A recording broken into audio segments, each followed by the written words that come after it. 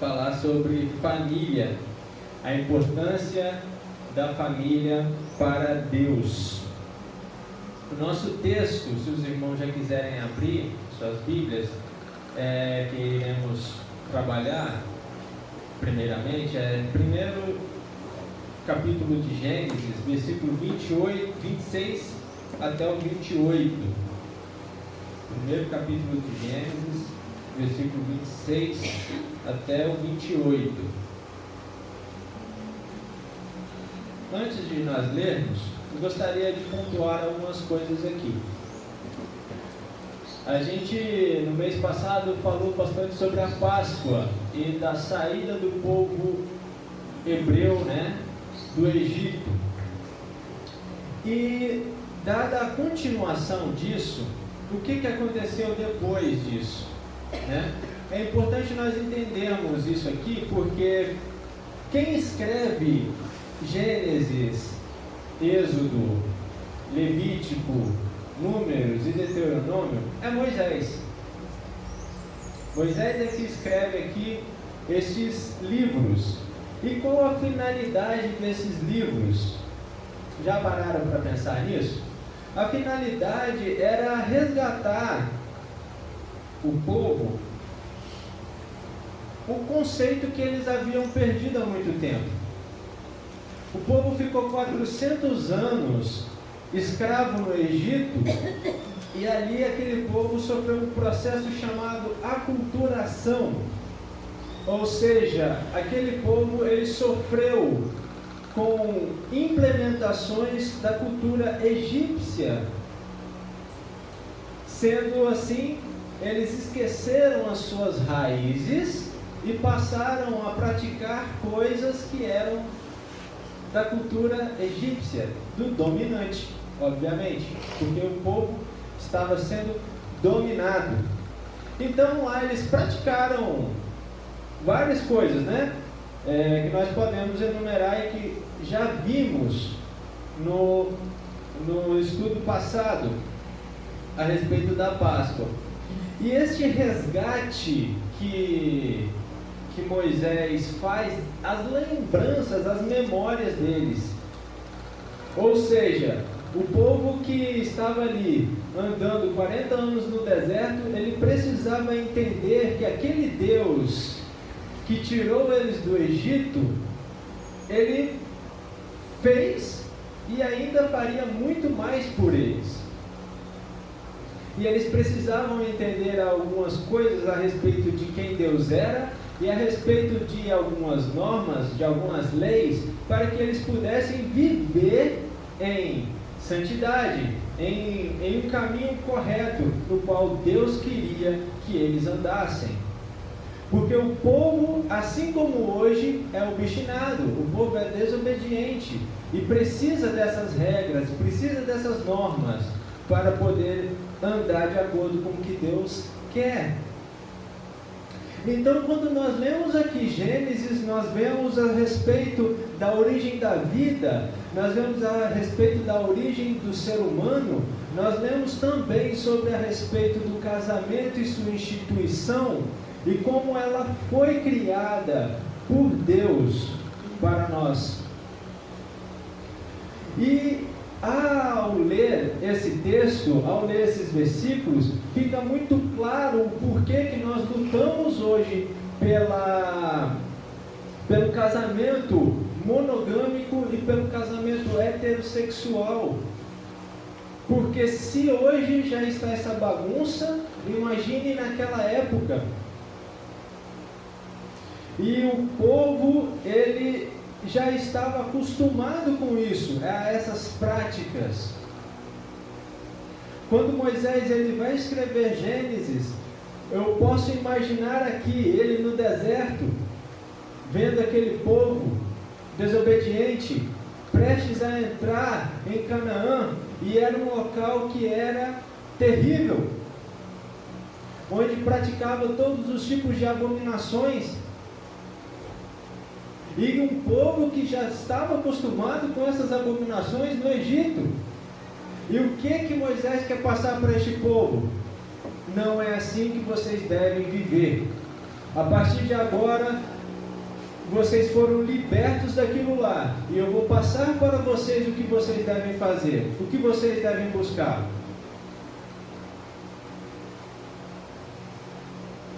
E aí nós podemos ler agora, enfim, Gênesis, capítulo 1, versículo 26 até o 28.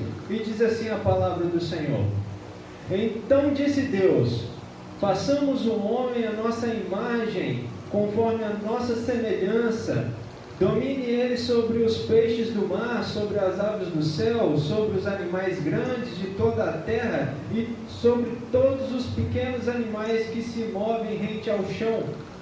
Criou Deus o homem à sua imagem, a imagem de Deus o criou, homem e mulher os criou. Deus os abençoou e lhes disse: sejam férteis, multipliquem-se, encham e subjuguem a terra, dominem sobre os peixes do mar, sobre as aves do céu, sobre todos os animais que se movem pela terra. Amém? Para falarmos sobre a estrutura familiar, nós precisamos entender então o que é uma estrutura. E a estrutura nada mais é que algo construído, organizado, que serve como base, ou seja, uma armação, um esqueleto.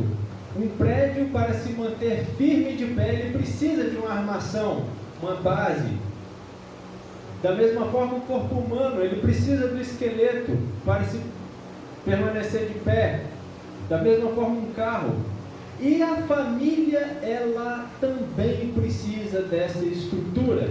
E não tem como eu falar sobre família sem começar a falar sobre a criação do homem, a criação da mulher. Porque foi a partir desse ponto que Deus começa a instituir o casamento. E eu não posso ignorá-lo de maneira nenhuma. Deus então ele começa a montar essa estrutura a partir do processo da criação do homem. E nós vemos isso logo no versículo 26. Até porque Deus ele resolve criar um ser diferente de tudo que ele havia criado até então. Se nós pararmos para analisar, Deus criou tudo através do seu falar. Só no verbalizar Deus criou. Nós vemos isso no versículo 3 do capítulo 1, no versículo 6, no versículo 9, 11, 14, 15, 20 e 24. 7 vezes na qual Deus ele apenas diz e cria. Olha o poder de Deus aqui. E aí você pode se perguntar, peraí, mas no versículo 26 também está falando que Deus disse. Ora essa. Então Deus disse, façamos o homem. Mas quando ele diz façamos o homem, e nós vimos ontem no vídeo, eu até tinha feito esse comentário aqui, mas todos nós estávamos presentes lá ontem, que ele estava se comunicando entre si, porque ele é um Deus triuno, e ele já vivia em comunidade.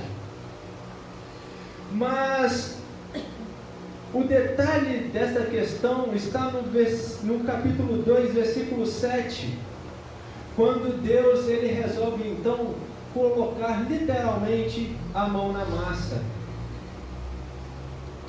Deus, ele então forma o homem do pó da terra e sopra em suas narinas o fôlego da vida.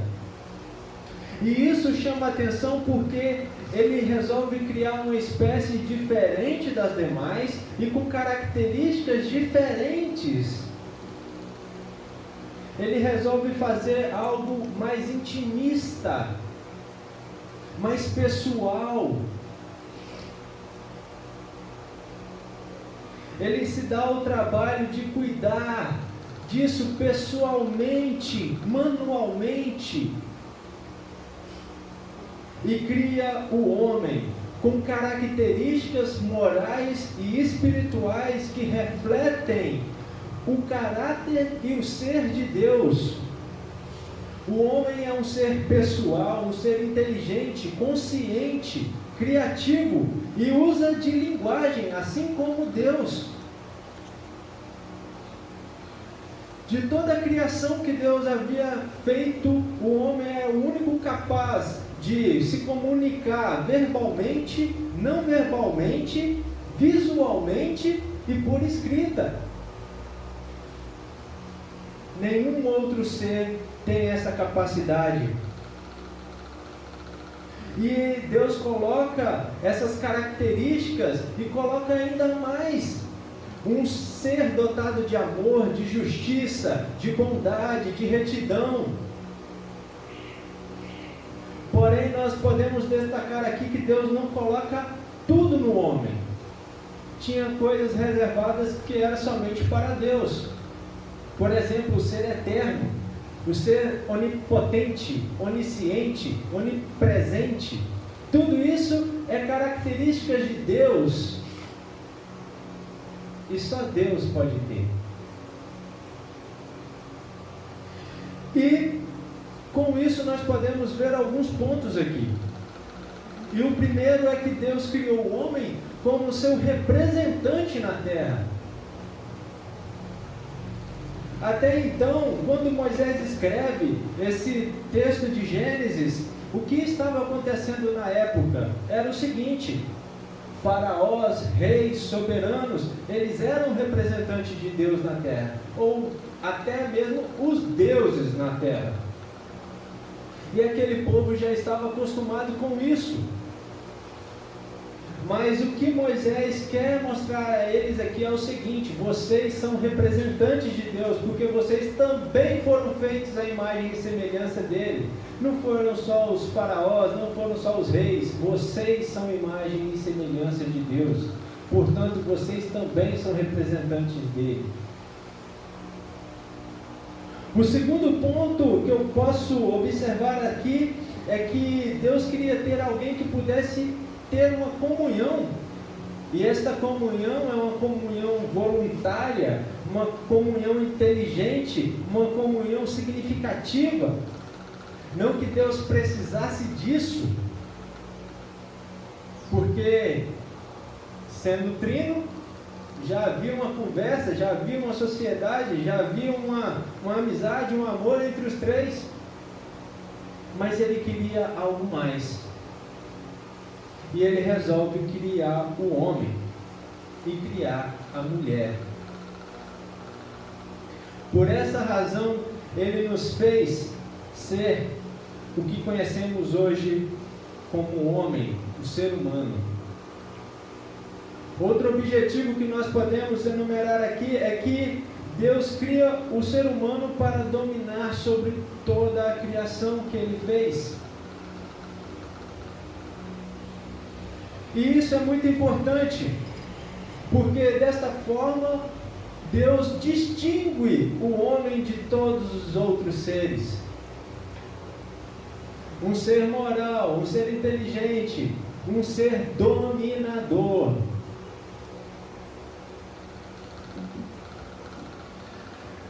E isso é muito importante nós pensarmos, porque hoje em dia as coisas estão mudando tão drasticamente que nós que temos o poder de dominar, estamos sendo dominados praticamente. Mas como assim? Pode explicar melhor isso? Posso sim. Hoje nós colocamos ainda a culturas que colocam animais como deuses. Criaturas que eram para ser dominadas, elas foram inversas. Inverteu-se isso aqui. Nós passamos a cultuar imagens, animais, que não era para ser cultuado de maneira nenhuma, era para ser dominados, não para eles nos dominarem por medo ou por qualquer outra coisa. E isso é tão absurdo que hoje, não só essa questão de adoração, mas há uma questão também que está entrando muito em lares evangélicos. E vocês sabem qual é? Quando nós falamos de família, o que vem à mente de vocês? Marido, esposa, filhos. Estou correto? Porém, o que o mundo está pregando hoje é que se você tiver um animal, ele também é seu filho.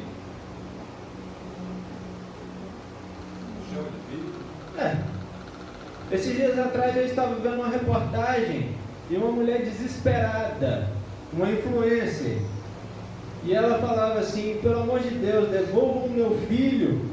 E eu olhei assim e falei assim: olha, alguém pegou pesado. E ela foi falando, daqui a pouco era um pato. E ela ofereceu uma recompensa de 30 mil reais para que devolvesse o pato para ela, porque sem o filho dela ela não poderia viver. Olha onde nós estamos chegando, a que ponto nós estamos chegando, de falar que um animal é a nossa semelhança, é a semelhança de Deus, porque se eu sou feito à imagem e semelhança de Deus, o animal não é, e eu sou diferente do animal. Jesus Cristo deixou isso muito bem claro em Mateus capítulo 6, versículo 26, quando ele diz assim: estão vendo as aves do céu? Elas não plantam, elas não colhem, elas não guardam nada em celeiros, porém o Pai que está no céu as alimenta. Por acaso vocês não são muito melhores do que elas? E o ser humano agora estão querendo igualar esses animais. Não faz sentido nenhum. Os animais hoje têm mais direitos, os animais hoje têm até testamentos, caso os donos morram. Que absurdo é esse? Nós fomos criados como representantes de Deus, à imagem e semelhança do Altíssimo, e dominadores sobre tudo o que está na terra. Portanto, eles são animais.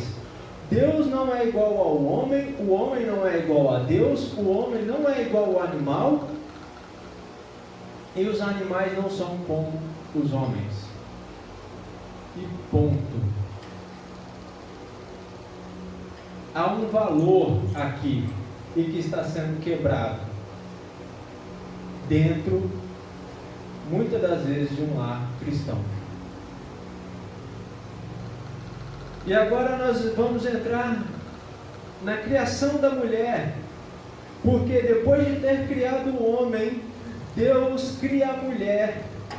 Mesmo com esta criação de um homem, sendo representante de Deus na terra, dominador sobre tudo, essa estrutura familiar não estava completa. Precisava-se de mais alguma coisa para completar. O casamento não pode ser feito com uma pessoa. Entre aspas, há casamentos hoje com uma pessoa. Já até vi isso. Pessoas se casando com ela mesma. Eu imagino o divórcio como é que vai ser. Mas quando Deus ele resolve criar a mulher, ele vê que o homem precisava de alguém que o auxiliasse.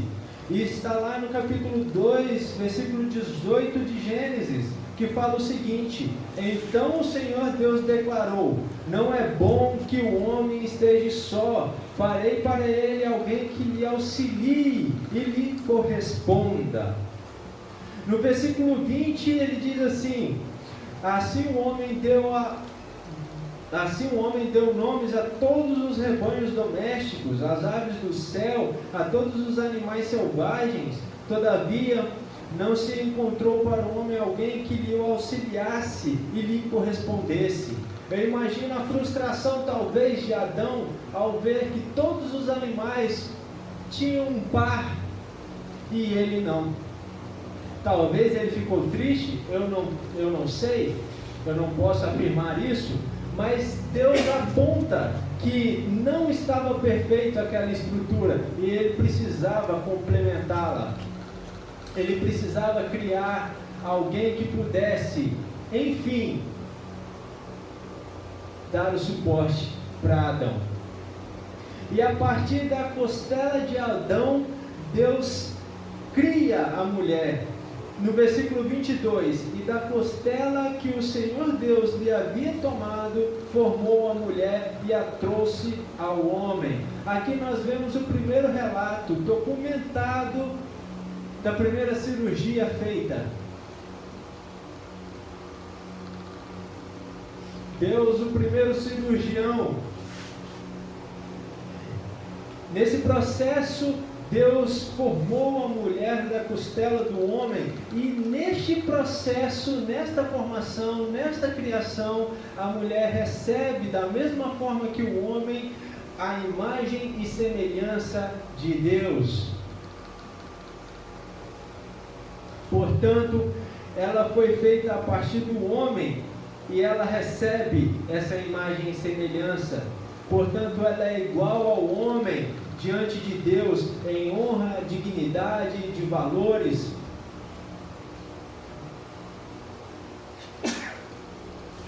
Ontem, eu esqueci o nome dele, mas o Iago Martins, ele falou a respeito do comentário de Matthew Henry, e eu gostaria de novamente falar, porque apesar de ser algo poético, transmite o que eu acredito ser a criação da mulher e o papel que ela é fundamental. A mulher, abre aspas, a mulher não foi feita da cabeça do homem para dominá-lo, nem dos seus pés para ser pisoteada por ele, mas do seu lado para ser igual a ele, debaixo do braço para ser protegida e perto do coração para ser amada. Essa frase está correta. Nós vemos isso no processo da criação, nós vemos isso em tudo que Deus faz e no decorrer da Bíblia toda. E agora o homem, ele diz assim, a partir do momento que ele acorda e ele vê a mulher e ele fala, esta afinal, ou poderia ser finalmente, ou esta sim, agora sim. É exatamente isso o que eu queria, era exatamente isso que eu estava esperando, alguém que fosse uma companheira, que me auxiliasse. Agora sim a estrutura familiar está completa, um Deus soberano, Deus criador, um homem representante de Deus na terra, uma mulher representante de Deus na terra, ambos caminhando juntos, formando uma família. E agora nós vemos o propósito do casamento, Gênesis 2:24, e diz assim, por esta razão, agora, homem deixará pai e mãe, se unirá à sua mulher e eles se tornarão uma só carne. Não teria como falar de casamento sem poder pontuar os dois, homem e mulher. E o casamento, quando ele acontece, ele traz uma mudança de prioridade. Quando o homem resolve deixar a sua casa, onde ele mora com seu pai, com sua mãe, e resolve casar, ele está assumindo aqui agora um grau de responsabilidade. Da mesma maneira a mulher, ela assume um grau de responsabilidade.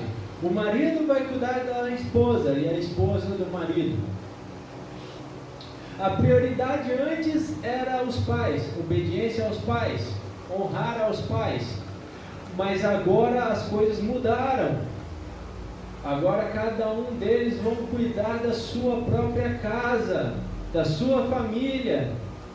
E essa estrutura, ela não pode ser abalada. No momento que ele sai de casa, essa lealdade, essa prioridade que antes eram dos pais, passa a ser com sua esposa e a esposa do seu marido.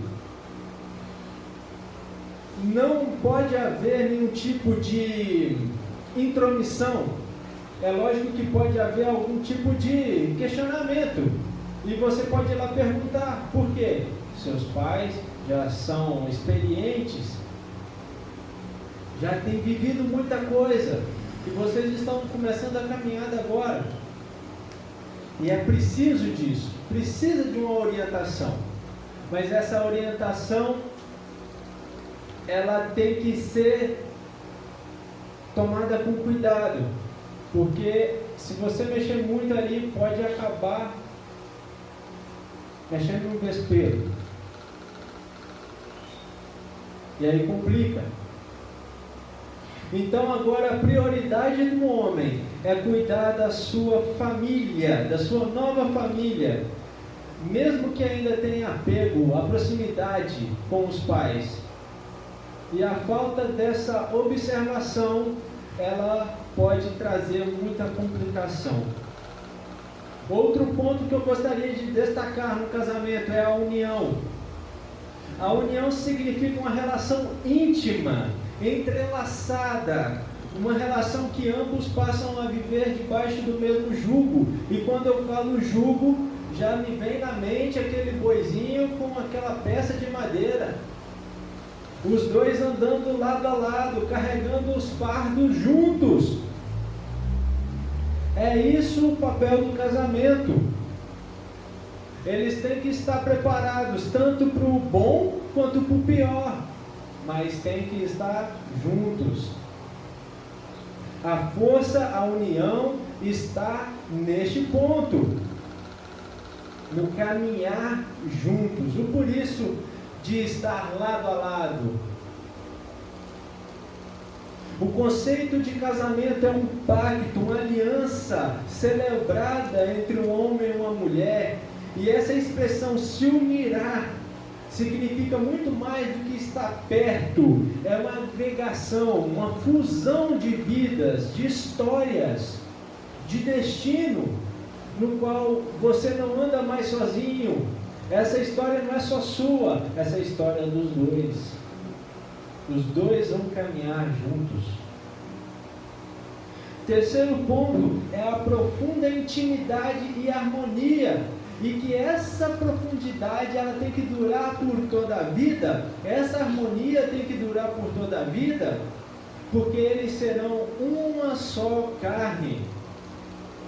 Na criação, a mulher foi retirada da costela, né?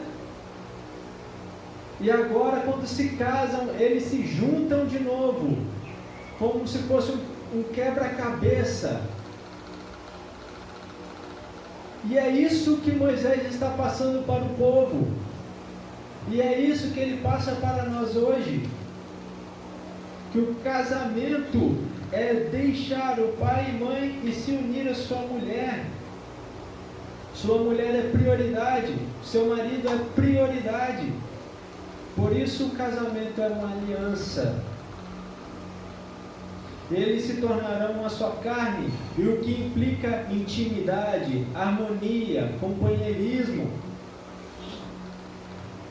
E essa concepção de casamento, com certeza, confrontava a visão do mundo na época e também no mundo de hoje, porque eles lutam constantemente para tirar isso da cabeça dos cristãos, da cabeça dessa geração que está se levantando agora. Eles querem que todo mundo ame todo mundo de uma forma descontrolada, desenfreada, onde não há mais compromisso, onde um homem e outro homem podem se relacionar, onde uma mulher e uma mulher podem se relacionar, onde duas mulheres e um homem podem se relacionar, onde dois homens e uma mulher podem se relacionar. Eles deturpam o que a Bíblia está dizendo, mas a Bíblia é muito clara com isso. E Moisés mostra para aquele povo naquela época que Deus não queria algo assim. E eles estavam prestes a entrar num local na qual eles veriam muito disso. E nós estamos vendo também. E aí é um confronto de visão da sexualidade humana.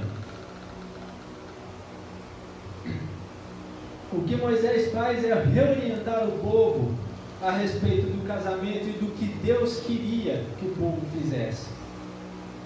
Aquelas nações que estavam vivendo ali em Canaã, se não me engano eram 7 nações, eu não me lembro bem, mas aquelas nações que viviam ali, eles eram acostumados com prostituição, acostumados com poligamia, acostumados com adultério, homossexualidade, bestialismo e outras práticas depravadas que estavam naquela época e ganharam muita força nesta agora. Sendo assim, Moisés está preparando o povo para entrar nesta terra, mas não para viver como eles viviam, mas para viver diferente.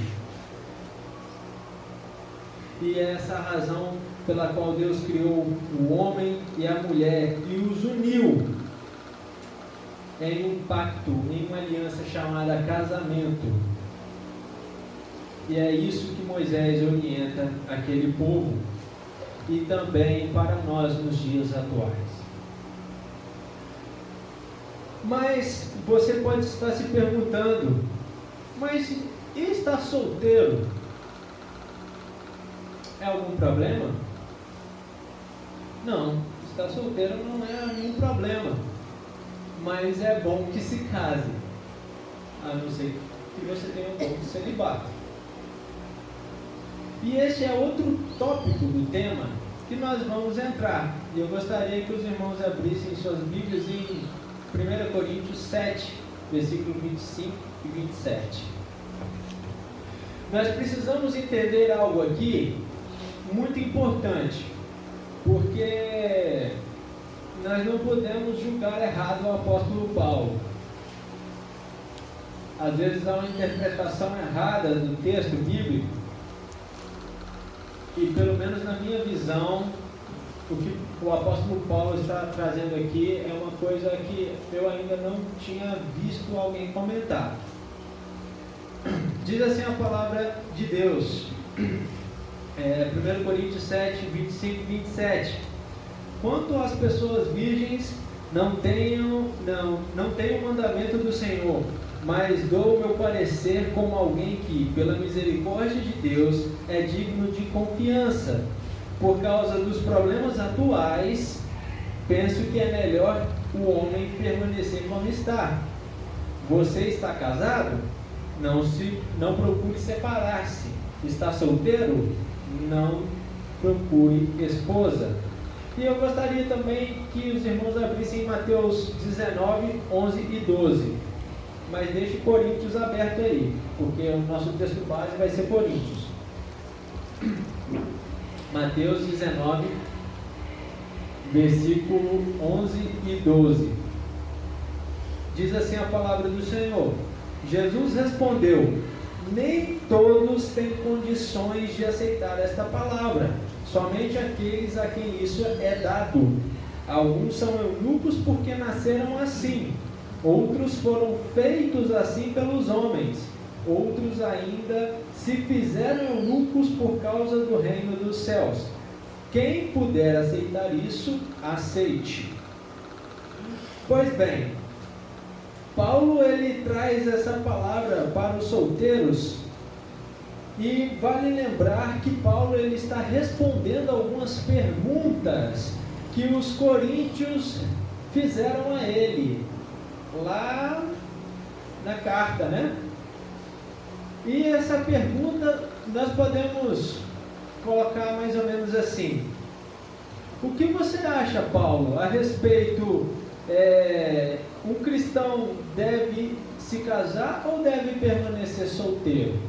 Basicamente, Essa é a pergunta que eles fizeram para Paulo. E Paulo começa a responder essa pergunta. A preferência de Paulo pelo celibato até então tem fortes razões circunstanciais.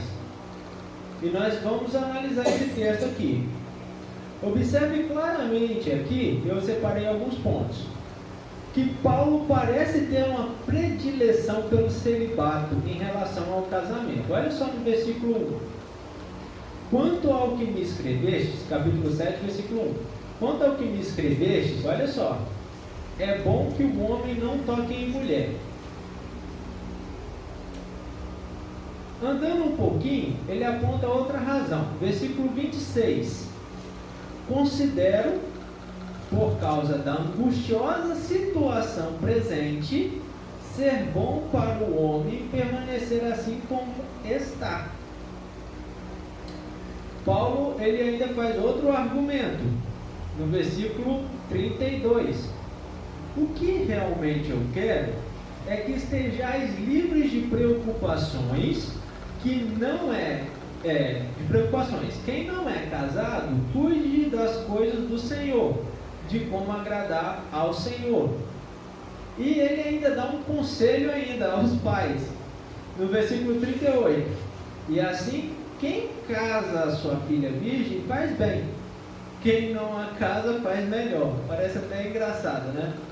Mas aqui Paulo, ele está advertindo aqui, e nós temos que entender isso à luz das Escrituras, porque nós não podemos chegar a uma conclusão equivocada aqui. Nós temos que entender quais são essas circunstâncias, esses fatores daqueles dias em que ele estava vivendo. No versículo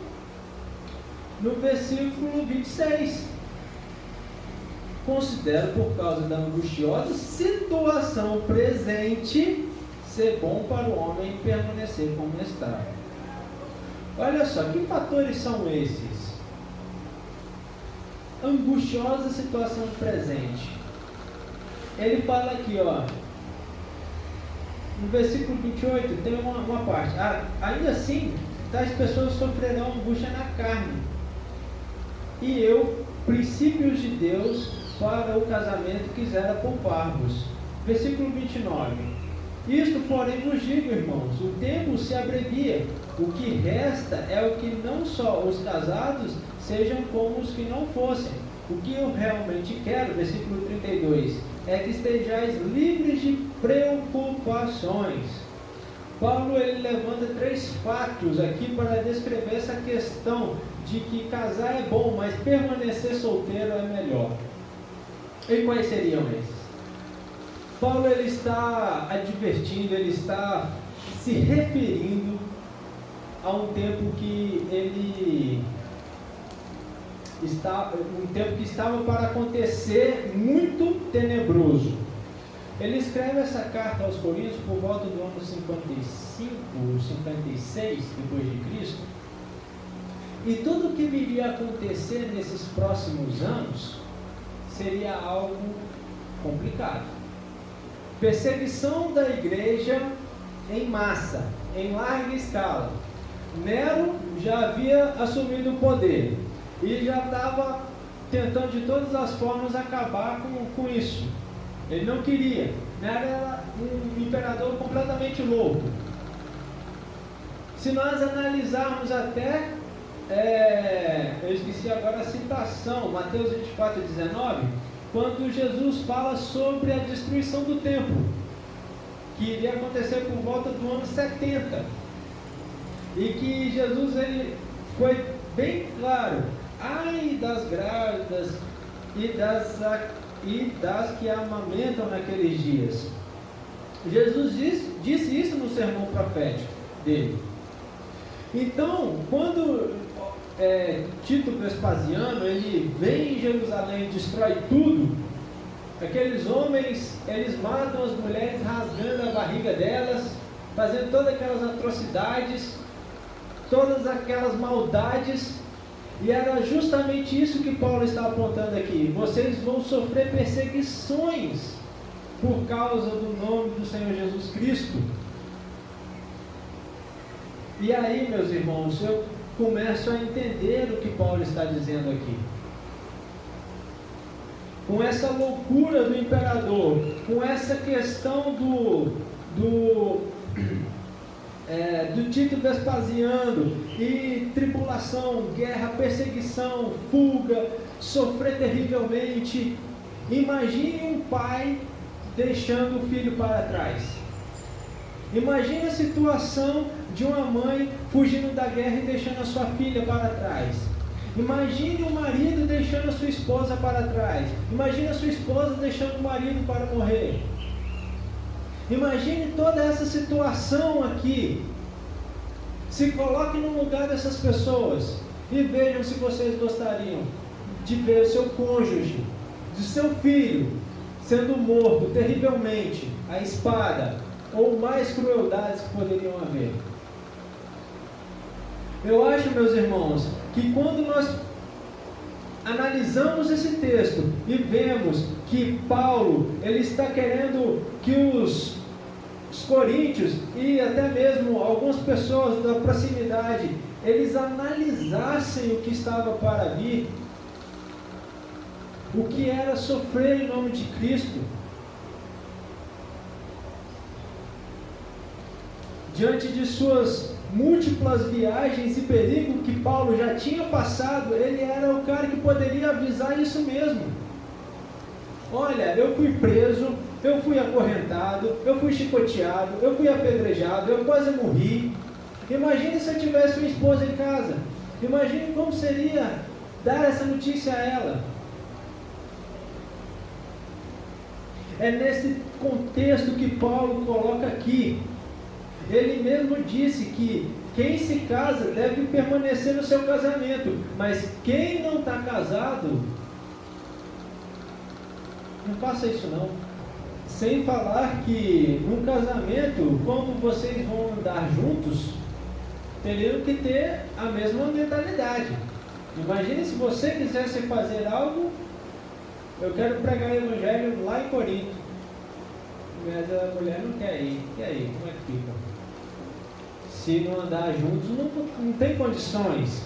Então, para evitar esses problemas, Paulo já recomenda: se você está casado, não se case. Agora, se você não aguenta, então case.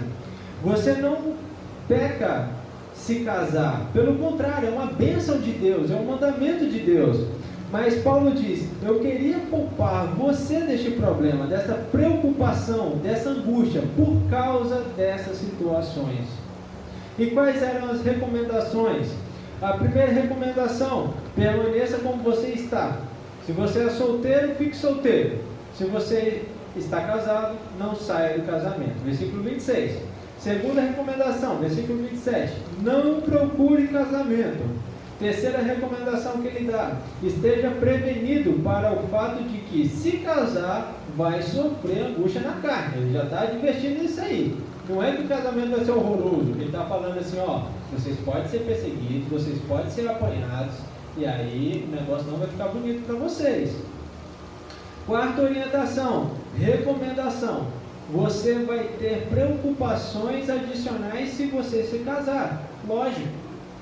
Eu tenho que alimentar minha família, eu tenho que proteger minha família, eu tenho que dar meus pulos aqui. E aí tem a questão do trabalho do Senhor. E aí, como é que você vai conciliar isso? Sendo um missionário, sendo alguém que viaja, sendo alguém que está literalmente dentro do Evangelho ali, lutando, viajando e ainda sofrendo perseguição. Você vai ter que se virar, literalmente. E a quinta recomendação: você vai estar com o coração e o tempo dividido se você casar. Isso é óbvio. O coração do casal, ele vai estar dividido. O cônjuge tem que cuidar das coisas do mundo, como agradar a esposa, como agradar seu marido, e ele não terá tempo integral para cuidar das coisas do Senhor. Mas isso lembrando, Jesus já advertiu também: você tem que ter o dom. né, para isso. O que Paulo está dizendo aqui especificadamente é para que não se casem por causa da perseguição. Agora, se você tem um dom do celibato, não faz mal nenhum. Se nós não entendemos esse texto desta maneira, vamos pensar que Paulo ele é defensor do celibato e crítico do casamento, e não é isso que o texto aponta aqui. Não é esse o ensino geral do apóstolo Paulo. Eu chamo a atenção porque quando estudamos outros textos, outros pontos que o apóstolo Paulo aborda sobre casamento, família, ele conduz pelos caminhos mais encantadores desta relação do casamento. O que Paulo escreve no texto, em exposição aqui, é respostas a perguntas objetivas da igreja de Corinto. E precisamos levar isso em consideração antes de chegarmos a conclusões equivocadas. Nós podemos enumerar também alguns pontos. Leve o dom do celibato a sério. Se você tem esse dom, se você anseia pelo casamento, é óbvio que você não tem esse dom do celibato, né? Se você não tem o dom do celibato, então seu dever é casar, pois o casamento é uma bênção instituído por Deus e honra, né, a todos. Em Eclesiastes 4:9 diz: melhor é serem dois do que um. E o próprio Criador, né, como já vimos, ele viu que não era bom o homem estar só. E aí Paulo ele também complementa, dizendo assim: melhor casar do que viver abrasado, ardente, aceso, né, com aquela disposição toda. É melhor você se casar.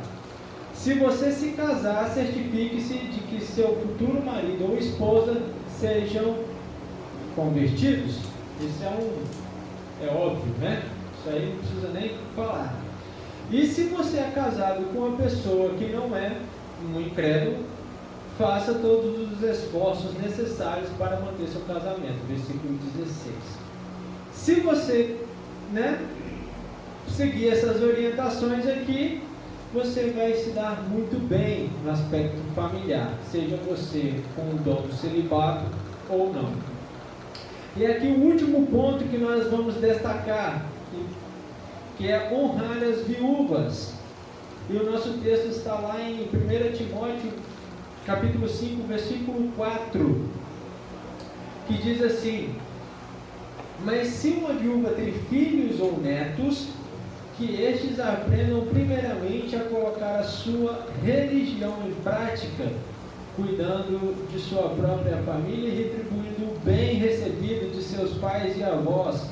Por isso agrada a Deus. A palavra de Deus ele tem princípios claros a respeito do cuidado com as viúvas. Os filhos têm a obrigação de cuidar dos pais na sua velhice. O apóstolo Paulo ele elenca motivos aqui para que os filhos e os netos devem cuidar. Primeiramente, para retribuir a eles o bem recebido. Ora, eles foram cuidados com todo amor, com todo carinho, com toda atenção, com todo mimo. E agora, na vez deles cuidarem dos seus pais, dos seus avós, eles apenas os ignoram, deixando esse papel para a igreja. Está errado. Isso é dever da família, dos filhos. A segunda é agradar a Deus. Esse é um gesto aceitável diante de Deus. A demonstração de cuidado aos pais e avós traz glória a Deus, conforto à família e edificação à igreja. A família não deve transferir esse cuidado, essa responsabilidade para a igreja, né? Ora, se alguém não tem cuidado dos seus, e especialmente os da sua própria casa, tem negado a fé e é pior do que o descrente. Versículo 8 do capítulo 5. Então, desamparar membros da família e negar a fé é tornar-se pior do que os incrédulos. E isso não é aceitável. O amor aos pais e aos avós é um sentimento totalmente natural e vem de berço nisso, vem desde o ventre da mãe, presente em todas as culturas. Até mesmo quem não segue a religião cristã, eles têm esse mandamento de honrar os pais, honrar os avós, ter respeito uns pelos outros. Essa busca por honrar a eles, nós vemos isso na cultura árabe, nós vemos isso na cultura hindu, nós vemos isso em várias culturas, diferentes países pelo mundo. E quando nós olhamos para, às vezes, nosso convívio, nós vemos uma situação diferente. E de pessoas que conhecem a palavra de Deus, e isso é o pior. Então, se você professa como cristão, você tem que se manter nessa linha de raciocínio, neste amor para com seus pais, para com seus avós, cuidando-os na velhice. Então, deixar de socorrer, isso é uma contradição, uma negação ao verdadeiro cristianismo.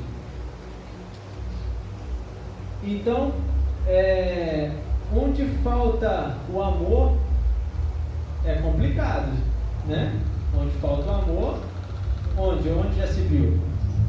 Não pode. Então, nós temos que ter este amor. Não pode uma árvore boa dar um fruto mau. Da mesma forma, uma árvore, né? É complicado. Isso falando dentro da palavra de Deus. Uma árvore boa, ela tem que dar fruto, porque está ligada ao Pai. Nós vimos isso em João, né? Estão ligados a mim. Se eu sou a videira verdadeira, né? Estão ligados a mim. Então, tratar adequadamente os membros da família, idosos, viúvos, isso significa retribuir aos nossos pais todo o amor, todo o carinho que eles nos deu. E agora nós entramos na conclusão e aplicações práticas para a nossa vida. Nós aprendemos então, lá no início, que Deus é portador da imagem e semelhança de Deus. Portanto, Ele é distinto de todos os outros seres. Ele tem um valor, uma dignidade específicos que vem de Deus.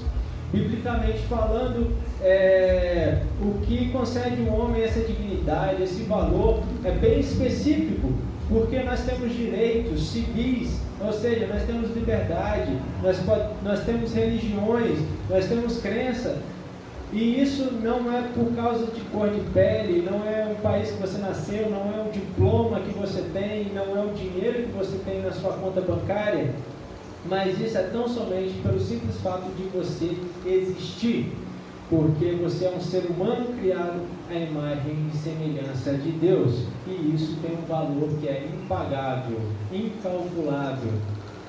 Aprendemos que Deus criou o homem e a mulher de maneiras diferentes, embora ambos carreguem a imagem e semelhança de Deus. E isso significa que Deus institui o casamento para que seja algo saudável, algo natural, casamento heterossexual e monogâmico.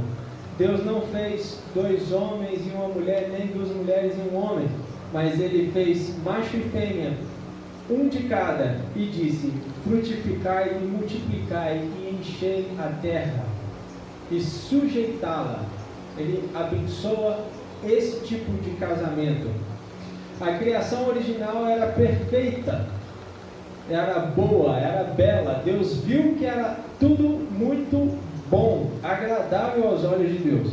Porém, a morte, o mal, a doença, o sofrimento, as catástrofes não faziam parte dessa criação original.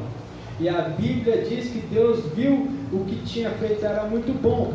Porém, no entanto, aconteceu algo que maculou, algo que manchou, algo que afetou a criação.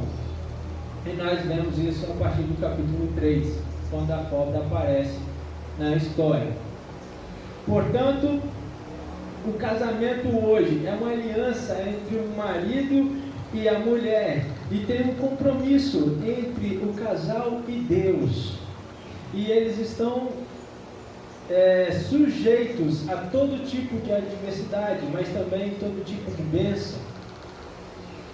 E ele espera que nós nos dediquemos ao relacionamento, tendo como responsabilidades e deveres e uma lealdade ao seu cônjuge e também a Deus. Por isso o casamento é algo tão importante e requer um amor envolvido, um compromisso, uma união, uma parceria, sabedoria, bondade, alegria, compreensão. Porém, o mais importante disso tudo é estar ligado a Deus. Então, o casamento perfeito é você ter Deus como base central do seu relacionamento, base central da sua estrutura familiar. Quanto aos solteiros, não tem muito o que falar, né? É examinar e veja se você tem o dom do celibato. Se você tiver, bem. Se você não tiver, é bom que se case. Evitar problema para a sua vida. E sobre o cuidado das viúvas também não tem muito o que falar, né? É indispensável o papel dos filhos para cuidarem dos pais na sua velhice. Isso é algo que é um mandamento. Então, isso não precisa ser pontuado mais nada, né?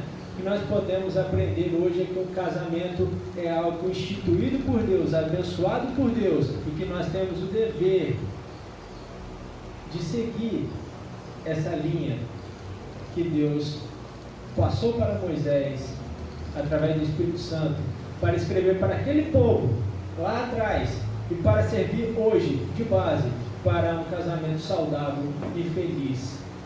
Um relacionamento totalmente voltado para Deus.